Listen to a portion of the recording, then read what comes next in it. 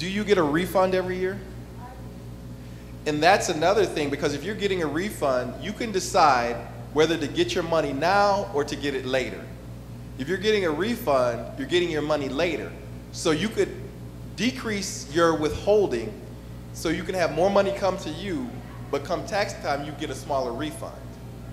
So that's one thing you can do. The other thing you do, they sound like good choices, but they are your choices. You said you had a 401k coming out. You're setting up a retirement plan. I would not tell you to stop doing that, because that's a good thing. You say you have money coming out for savings. Depending on what that is, I would not tell you to stop doing that, because you're setting yourself up for the unexpected. But you can look at that and decide, what do you need, what do you really need versus what you really want? Because you said a lot coming out, but those are all good things you're talking about.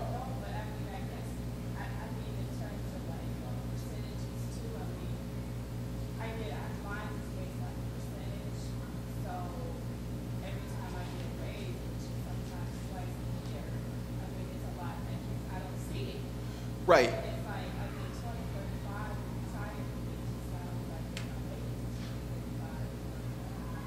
Right. And the thing is, and again, that depends on you. For instance, you might be having 10% taken out, and you can decide maybe you just want a certain dollar amount taken out. So if 10% is $200 and you get a raise and it goes to $240 and you still want $200, you can decrease it. You decide how much money you want to go into those accounts every year and change the percentage. That's up to you. I couldn't give you a specific percentage because for everybody it's different. It's going to be different. Some people will max out on their 401k. You know, $15,000 in a year. And that's a personal choice. If you only make $15,000, I don't think you're going to want to do that. So it's a personal choice. We can talk individually and you can decide that, but that's always a personal choice how much you actually want to give. Another question? I had a question regarding the credit. If you have a negative, something negatively reported on your credit, how long does that, if it's true, how long does that stay on there for? How long can they actively? Depends what it is, but if it's like a late payment, a collection item, something like that, it's 7 years. If it's public records, like a bankruptcy or judgment, 10 years. So legally. what if it's on there for, like, if it was an old credit card, it's been on there longer than 7 years? It should be taken off.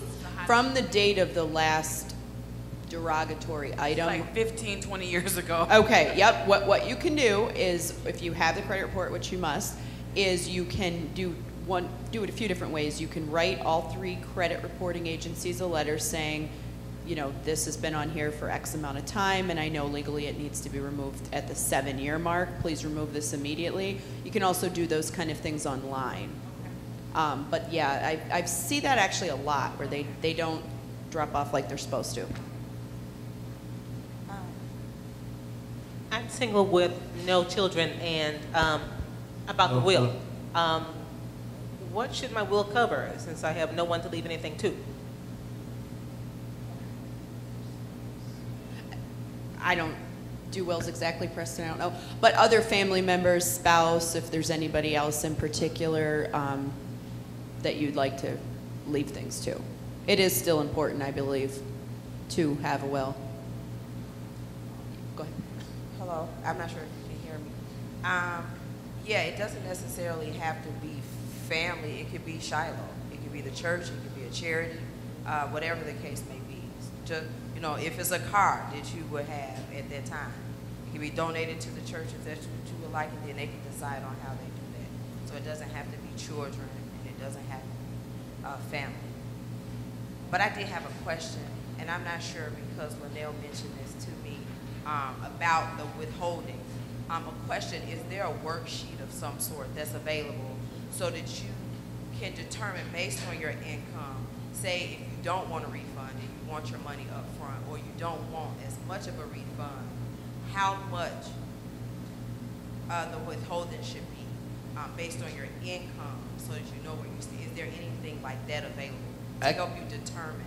Actually, there is. The W-4 worksheet will give you a good idea, and that's the form you fill out that tells how much you should It tells how much you should have withheld, the W-4 worksheet. And it tells you if you're single, put 1 exemption. If you're married, for your spouse, how many dependents you have. And it's supposed to match up approximately how much you should be withheld. And it doesn't matter the income. It should match up to your income. It shouldn't matter what income you have. Okay, so But then if you are getting a big refund, you would know that you have to increase the withholdings. So if you got a refund last year and you want to get less of a refund, you would decrease your withholdings, which means more money would stay with you. So around tax time, you might do it by 1. And then the next year, if you got a smaller refund and you want less, you would go down even more, okay? And again, for a will, I just want to wrap this up. It just directs where your assets go. Because if you don't direct them, somebody else will. And you just want to make sure, for instance, Lasagna said, maybe you wanted everything to go to Shiloh. If you didn't put it in a will, it's not going there. Maybe you wanted it to go, you know, and that's what you have to make sure of. Yes.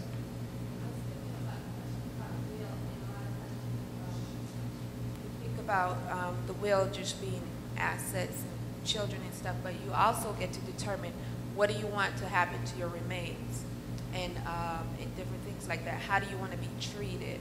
And there are different kinds of wills. There's the living trust and all those different things to consider too. That's true, because there are directives.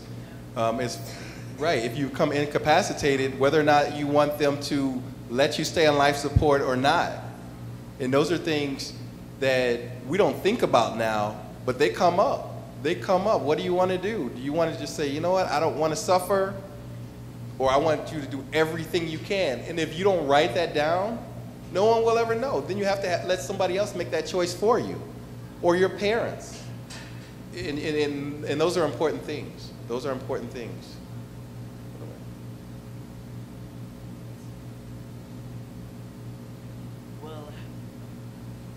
Well, how do kids relate to the Declaration of Financial Empowerment? That's a good question. That's an excellent question. As you look on the Declaration of Financial Empowerment, you probably won't be buying a home soon, but you can make sure savings are important no matter what age you are. So whatever money you get from your parents, you can make sure that you save part of the money and that you don't spend it all. That's something you can do now. And the thing is you can sign this today and you can keep it. No one's going to take it from you. So as you grow older, you can remember, owning a home is important. I'm going to own a home when I get older. You can understand, learn this, that making a budget is important. You don't have to be 18, 19, or 20 to make a budget. When you get money, now you can say, this amount goes to savings, this amount goes to church, this amount I'm going to spend. That's a budget. That's a budget. So you can do that even now. Live within your means. Young kids borrow money. You should know, you don't need to be borrowing money from people. Make your money and save it. So these are things, that's how it can apply to young kids. Saving, making a budget, very, very important, okay? Okay. Okay, if you have any questions afterward, thank you for your time. If you have any questions after that you might want to ask us personally, we'll be available for a few minutes. So thank you so much for coming and making this part of the dream come true. And I just wish you all much success financially. And please visit my website. There's a lot of resources there.